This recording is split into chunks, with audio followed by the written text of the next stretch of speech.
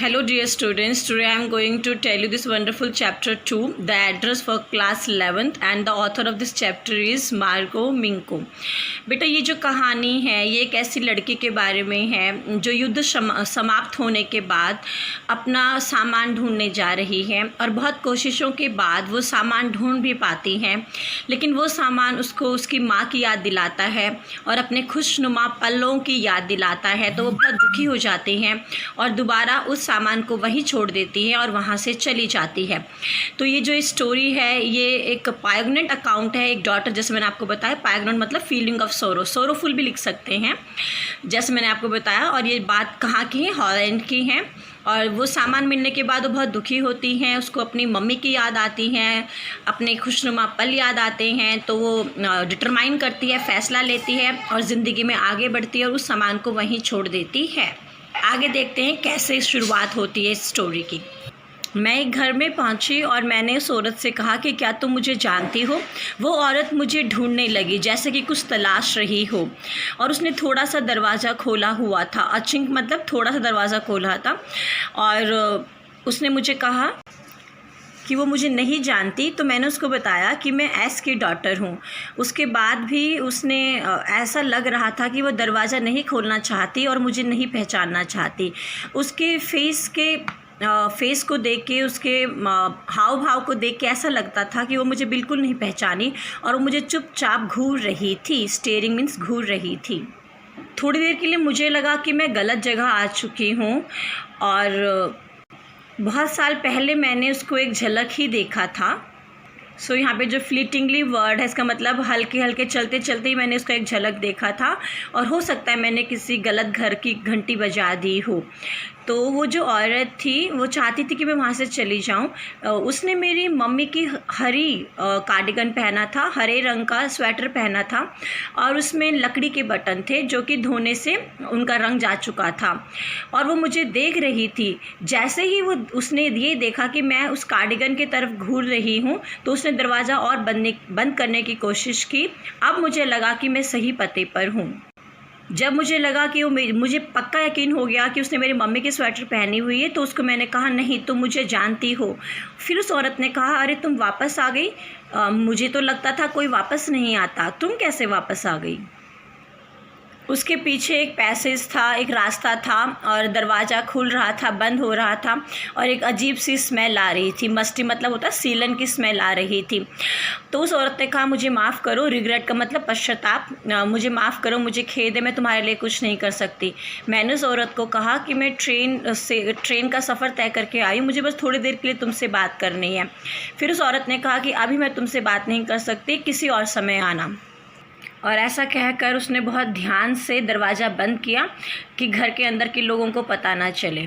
मैं वहाँ पर खड़ी थी और ऐसा लग रहा था कोई मुझे घूर रहा है और मुझसे ये पूछना चाहता है कि मैं क्या चाहती हूँ, लेकिन मैंने कहा मुझे कुछ नहीं चाहिए। मैंने दोबारा नेम प्लेट में देखा और नेम प्लेट में लिखा था डार्लिंग, ब्लैक लेटर से लिखा था और वाइट कलर की इनेमल था, और वो जैम से थोड़ा ऊपर था। जैम बेटा दरवाजे के बगल का एरिया को हम जैम कहते हैं, और उसके ऊपर लिखा था नंबर 46। जैसे जैसे मैं वापस जा रही थी तो मुझे ख़याल आया कि कब से मैं इस डार्लिंग को जानती हूँ। ये एड्रेस मेरी माँ ने मुझे बहुत समय पहले दिया था, और तब वॉर होने के लिए हाफ़ टाइम हो चुका था, वॉर हुए हाफ़ टाइम हो चुका है, और ये एड्रेस उस समय मेरी मम्मी ने मुझे दिया था। और ये जो मेरी मम्मी बहुत हैरान थी कि ये जो लेडी हैं, ये अचानक से इसने मम्मी के साथ कांटेक्ट बनाना स्टार्ट किया। ये मेरी मम्मी की जानकार थी, और मेरी मम्मी को ये भी जान के हैरानी थी कि मैं अपने घर की चीज़ों के बारे में बहुत कम जानती थी। अक्वेंटेंस का मतलब जानकार। और अचानक ये लेडीज़ ने मम्मी के साथ रिश्ता बनाया, और धीरे धीरे उसके बाद ये लगातार आने लगी। हर बार ये औरत हमारे घर आती और हर समय कुछ ना कुछ अपने घर लेके जाती। एक बार में तो वो पूरे चांदी के बर्तन लेके चली गई, इन वन गो मतलब एक बार में लेके चली गई। उसके बाद एंटिक्स लेके गई, घर में जो एंटिक होता है वो लेके गई, और उसके बाद जो घर में वास था, बड़ा वाला फूलदान था, वो लेके गई। मुझे लग रहा था इसके कमर में मोच आ जाएगी। क्रीक मतलब कमर में मोच आना, इतनी क्रॉकरी को देखकर। तो मेरी मम्मी ने दया करते हुए कहा कि मैंने इसको नहीं कहा, इसी ने मुझे खुद कहा है कि वॉर का समय है, तो आप लोग अपना सामान मुझे सुरक्षित दे दो, जब वॉर ख़त्म हो जाएगा तो ये आप आराम से मेरे से लेके चले जाएं। अगर वॉर के समय में आपको ये जगह छोड़नी पड़ेगी तो ये पूरा सामान आपका ख़त्म हो जाएगा या गुम जाएगा। और इसीलिए मैं रेडी हो गई और और इसीलिए मैंने भी कभी उससे नहीं पूछा। हमेशा आती है, ये एक बार में आती हैं और कोई ना कोई सामान लेके चली जाती हैं। हर समय जब ये आती है तो एक सूटकेस भर के लेके जाती है। ये हमारे सामान की सुरक्षा करना चाहती है। और मेरी मम्मी को लग गया था कि मैं उनकी बात से सहमत नहीं हो रही हूँ। उन्होंने भी मेरी तरफ देखा, लेकिन वो भी असंतुष्ट थी। हमने फिर उस बारे में और ज़्यादा बात नहीं की कि ये लेडीज़ हमारा सामान क्यों लेके जाती है। हमने इस विषय पर और बात नहीं की। और मैं स्टेशन में पहुंच चुकी हूं और आते हुए मैंने कुछ भी नहीं देखा कि आसपास क्या एरिया है, क्या गलियां हैं, क्योंकि मैं मिसेस डॉर्लिंग के बारे में ही सोच रही थी और मैं ज़्यादा गलियों को या घरों को नहीं देखना चाहती थी, क्योंकि ये सब मुझे पुरानी याद दिलाएंगी पुरानी बातों की, जिससे मुझे बहुत ज़्यादा दुख होगा। जब मैं ट्रेन में वापस बैठी तो मुझे डॉर्लिंग का चेहरा याद आया, पहली बार जब मैं उससे मिली थी। तो एक सुबह की बात है, मेरी मम्मी ने उसको बताया कि ये जो है ये मेरी बेटी हैं।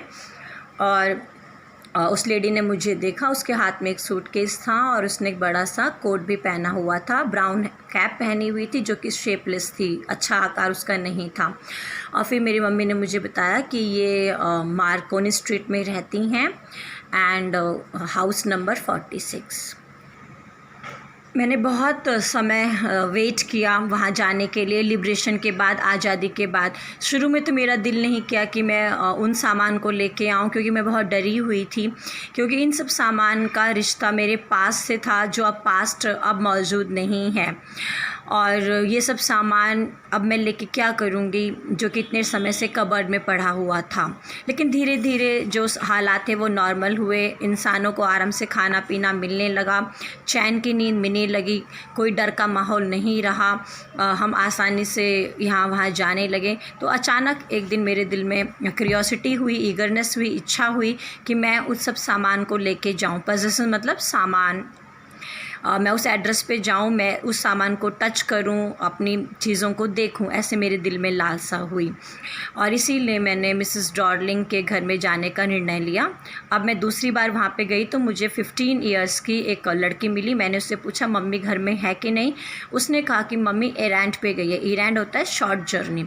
तो मैंने कहा कोई बात नहीं, हम मम्मी का वेट करेंगे। जब मैं उस लड़की के पीछे पीछे गई तो मैंने अपना वो कैंडल होल्डर देखा जो कि आयरन हुक्का कि जैसे कैंडल होल्डर था।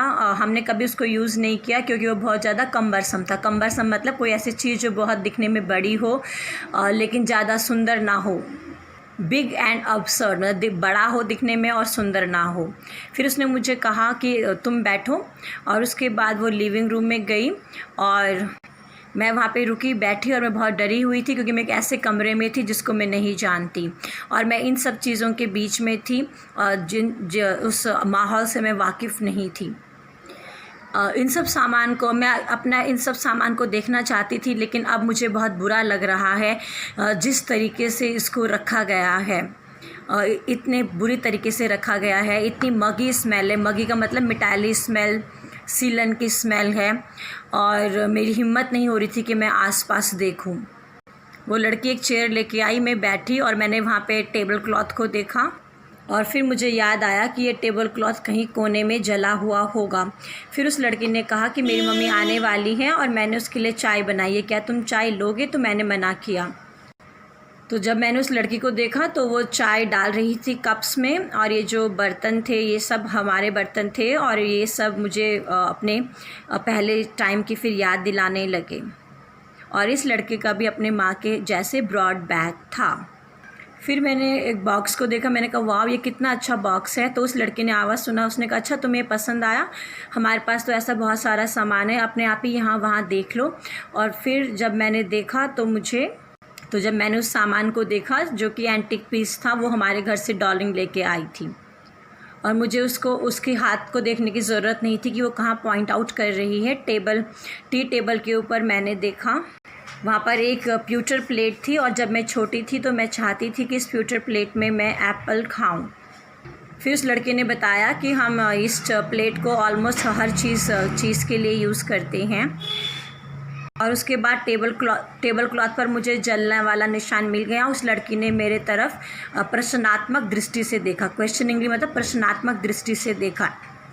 अब उस लड़की ने बताया कि जो हमारा सामान होता है हम उसको इतने ध्यान से नहीं देखते, जब भी ध्यान से देखते हैं जब उसमें कोई रिपेयरमेंट की ज़रूरत होती है। फिर मुझे अपने आप ही ख्याल आया, मुझे याद आया कि मेरी मम्मी ने मुझे एक बार कहा कि ये जो बर्तन कि उनको हम सिल्वर पॉलिश करेंगे इन बर्तनों को। और क्योंकि उस दिन मैं स्कूल नहीं गई थी, मैं घर पर ही थी। और मैंने मम्मी से कहा कि वो किन सिल्वर की बात कर रही है, तो मम्मी बहुत ज़्यादा हैरान थी। तो उन्होंने बताया स्पून्स, फॉर्क, नाइफ्स, इन सब की मैं बात कर रही हूँ। और ये इतनी हैरानी की बात है कि मुझे ये भी नहीं पता था कि जिस कटलरी से हम डेली खाना खाते हैं कि वो चांदी की बनी हुई थी, वो सिल्वर की बनी हुई थी। और उसके बाद मैं मुस्कुराई और मैंने उस लड़के से कहा कि मुझे उम्मीद है कि तुम्हें भी नहीं पता कि तुम जिन बर्तनों में खाना खाते हो वो किस धातु के बने हुए हैं। तो उसको थोड़ा हेजिटेशन हुआ और वो साइड बोर्ड में गई। और उसके बाद मैं एकदम से खड़ी हुई क्योंकि मैं समय के बारे में भूल चुकी थी और मुझे मेरी ट्रेन पकड़नी थी। वो ड्रॉर के पास गई, उसने ड्रॉर खोला, उसने कहा क्या तुम्हें मेरी मम्मी का वेट नहीं करना? मैंने कहा नहीं, मुझे अब जाना है। तो उस लड़की ने ड्रॉर को खोला और वहाँ से मैंने बोला मैं अपना रास्ता खुद ही ढूंढ लूँगी। और ऐसे कहते हुए मैं वहाँ से पैसेज से होती हुई वापस आई। मुझे चम्मचों की, फॉक्स की आवाज़ आ रही थी। जब मैं घर के बाहर आ गई तो रोड से मैंने देखा और लिखा था नंबर प्लेट पे, नेम प्लेट पे लिखा था मार्कोनी स्ट्रीट नंबर 46। एड्रेस बिल्कुल ठीक था, लेकिन अब मैं इसको याद नहीं करना चाहती। वहाँ पे जो सामान रखा हुआ है वो मुझे मेरी पास्ट की याद दिलाता है।